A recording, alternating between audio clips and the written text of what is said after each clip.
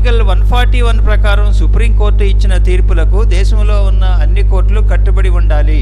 కానీ శాసన వ్యవస్థ కట్టుబడి ఉండాలా అంటే కట్టుబడి ఉండాల్సిన అవసరం లేదు. సుప్రీంకోర్టు ఇచ్చిన తీర్పు రద్దయ్యే విధంగా శాసన వ్యవస్థ ఒక చట్టంలో సవరణలు తీసుకువచ్చి ఆ సవరణలు రెట్రాస్పెక్టివ్గా అమలయ్యే విధంగా ఎఫెక్ట్ ఉండేటట్లుగా తీసుకొచ్చినట్లయితే సుప్రీంకోర్టు తీర్పులు సాధారణంగా అమల్లో ఉన్న చట్టాలకు అనుగుణంగా ఇస్తాయి. కాబట్టి ఈ చట్టమే మారిపోయినప్పుడు తీర్పు కూడా మారిపోతుంది.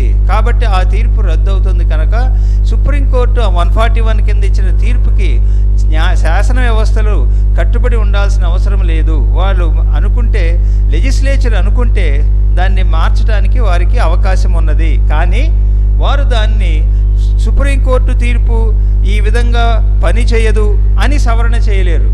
కానీ చట్టాలను సవరించుకోవటం ద్వారా